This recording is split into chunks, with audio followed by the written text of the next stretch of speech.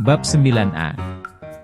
Ruri dan Nara tertawa kencang, begitu Anjani menceritakan perbuatan nakal yang sudah ia lakukan kepada Panji. Mereka sedang menikmati secangkir kopi hangat di dapur sekolah, saat jam istirahat pertama. Bahkan mata keduanya sampai berair, membayangkan tragedi yang harus diterima Panji sepanjang hari ini. "Kamu keterlaluan, Jan. Bagaimana jika suami kamu itu sampai masuk rumah sakit?" tanya Ruri setelah tawanya reda. Anjani memutar-mutar gelas di tangan dengan bimbang. Tidak mungkin pria seperti dirinya tumbang dengan demikian mudah. "Aku akan mengerjainya lagi jika itu sampai terjadi." "Kamu yakin Panji tidak akan membalas perbuatan konyol kamu?" Nara menatap wanita pujaannya dengan khawatir. Anjani yang ia kenal adalah seorang gadis yang lembut dan tidak suka permusuhan. Tapi yang dilakukan Anjani kepada suaminya, sungguh membuat pria itu tidak mampu berpikir secara logis. Tapi memang sepertinya ada banyak hal yang sudah berubah dalam diri gadis itu. "Aku sudah memikirkan risikonya, kok." Anjani terlihat tidak peduli. Ia membenci Panji, dan hatinya sedikit lega jika Panji juga mengalami penderitaan seperti yang ia alami. Anjani memang sengaja menaruh garam banyak-banyak pada tempe goreng dan cah kangkung yang ia masak tadi pagi. Sementara bubuk kopi di dalam cangkir Panji, sudah dicampur dengan obat pencahar dosis tinggi, yang akan memastikan pria itu tidak akan jauh-jauh dari toilet satu hari ini. Betapa Anjani tidak mampu menahan senyum, begitu keluar dari rumah. Dirinya sudah dapat membayangkan, raut wajah sok ganteng Panji yang kesal karena habis dipermainkan. Siapa suruh menyakiti hatinya? Setidaknya itu menjadi penghiburan paling indah untuk hati Anjani, yang serasa sudah diretakkan oleh pria itu. Ya ampun. Sampai kapan sih kalian akan seperti ini terus? Aku senang jika ternyata masih ada kesempatan untukku mendapatkan cintamu kembali. Ruri menatap tajam pada Nara yang hanya tersenyum tanpa dosa, sementara Anjani hanya menatap kedua sahabatnya dengan tidak berminat. "Sudahlah. Jangan membahasnya lagi, karena aku sendiri tidak tahu jawabannya. Kamu yakin tidak menyukai Panji? Jangan memaksanya untuk menyukai playboy tengil seperti pria itu." "Nara, aku tidak sedang bertanya padamu, jadi bisakah kamu diam dulu?" Ruri menatap galak kepada Nara yang tentu saja tidak terpengaruh. "Tidak. Aku mencintai Anjani dulu, kini, dan nanti. Jika pria itu sampai menyakiti Anjani, maka aku tidak akan segan-segan merebutnya kembali dari tangan pria itu." Janji Nara berapi-api, hingga Ruri pun diam tanpa sanggup berkata-kata lagi. Anjani tampak acuh. Hatinya sedikit bergetar, demi mendengar ucapan Nara. Tetapi di saat yang sama, entah mengapa hatinya justru terasa kosong.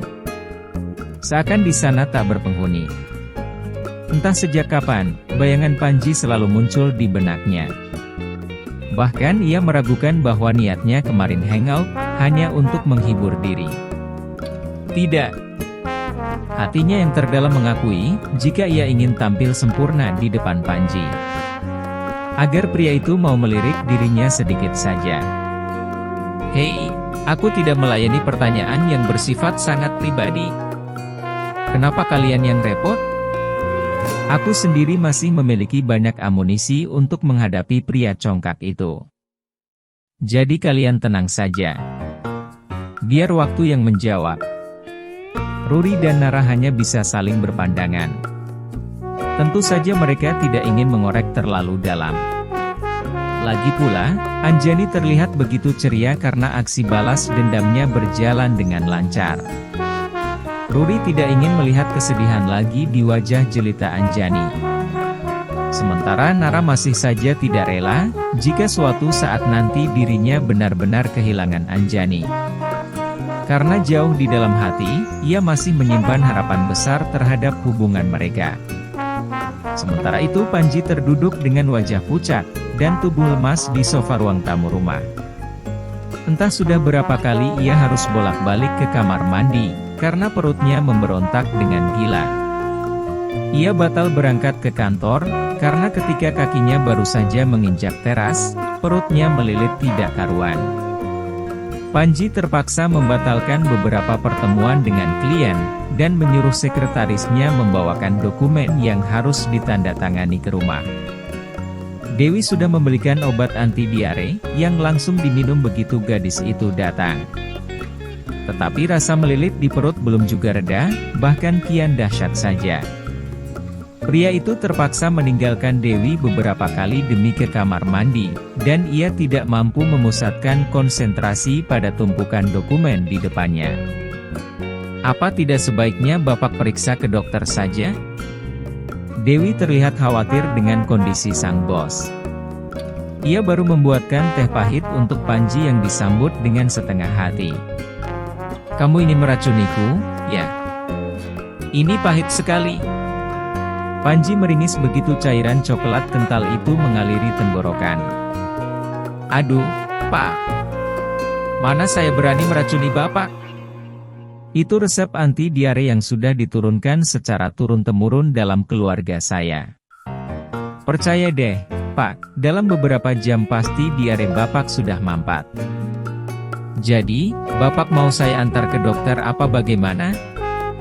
Panji hanya mendengus kesal. "Tidak perlu. Saya mau istirahat saja nanti." "Baiklah, kalau begitu saya langsung kembali ke kantor lagi." "Makanya, Pak, kalau makan itu hati-hati." Dewi membereskan semua dokumen yang sudah ditandatangani Panji, kemudian memasukkannya ke dalam tas besar. "Apa maksud kamu?" Panji meringis merasakan Mulas yang lagi-lagi datang. Dewi adalah satu-satunya sekretaris yang tidak menaruh hati kepadanya, hingga bertahan paling lama dengan pekerjaan itu. Kinerjanya juga sangat bagus, tetapi kadang sikapnya sangat menyebalkan. Dewi tidak pernah takut pada semua ancaman Panji, dan ia selalu sukses membuli bosnya itu. Tapi Panji pun tidak pernah bisa marah kepadanya, karena entah mengapa pria itu malah merasa nyaman di dekat gadis itu. Bukan karena rasa suka antara dua orang berlawanan jenis, tetapi lebih pada persahabatan yang unik. Pembalasan seorang wanita itu lebih kejam dari 1000 musuh yang datang menyerbu dari berbagai arah. "Pak." Dewi memang tidak secantik Anjani, tapi segala ucapannya memang kadang selalu benar. "Mungkin saja istri cantikmu memang sengaja ingin mengerjaimu." Panji mendesah pelan, dan tidak menampik kemungkinan itu. Ingatannya melayang lagi pada masakan super asin Anjani yang tidak seperti biasanya. Kemudian juga kopi yang sudah disiapkan di cangkir, dan dirinya tinggal menyeduh. Panji mulai ingat ketika pertama kali menyesap kopinya. Memang ada perasaan tidak enak pada lambungnya, ketika cairan kental itu sudah masuk. Tapi ia mengabaikannya. Bodohnya lagi, ia justru menghabiskan satu cangkir penuh kopi itu tanpa bersisa. "Aku rasa kali ini kamu benar."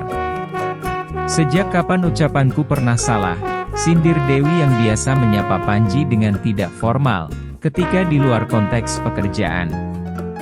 "Aku sudah membentaknya tadi malam dengan tidak berperasaan. Entah mengapa aku menjadi lepas kontrol, ketika mengetahui ternyata ia pergi berdua dengan mantan kekasihnya ke pantai tadi malam." Dewi terlihat agak terkejut dengan pengakuan Panji. Matanya lalu mengamati sosok Panji dari atas hingga ke bawah, sebelum tawa kerasnya meledak seperti petasan. Gadis itu menahan perutnya yang mulai kaku dengan kedua tangan, karena terlalu lama tertawa. Bahkan ia sampai mengeluarkan air mata di sudut matanya. "Ya Tuhan, aku sungguh tidak percaya ini. Hei, kalau bicara itu yang jelas. Oh, ini sudah sangat jelas terpampang di jidatmu, Tuan." Seorang Panji Kelana Hadiwijaya yang terkenal selalu mampu menaklukkan hati wanita, ternyata sekarang kena batunya. Panji terlihat mengerutkan dahi masih tidak mengerti. Setidaknya efek dari obat pencahar, dan segelas teh pahit naudzubillah itu sudah mampu meredam gejolak memberontak di dalam perutnya. Apa maksudmu? Kamu cemburu bocah? Ya, kamu cemburu kepada gadis yang sejak awal katanya tidak menarik hatimu. Dan aku rasa sebentar lagi kamu akan jatuh cinta setengah mati kepadanya, dan segera melupakan bahwa dalam hidupmu pernah ada seorang wanita silikon bernama Joanna. Bluk! Bantal sofa itu dengan mulus menghantam dinding di belakang Dewi, sementara gadis itu sudah mengambil langkah 1000 dan keluar dari rumah dengan tawa cekikikan mengejek Panji. Tubuh Panji menggelosor di sofa. Entah mengapa benaknya mulai memikirkan semua ucapan sekretaris resenya, yang kadang sableng tapi kadang ada benarnya juga.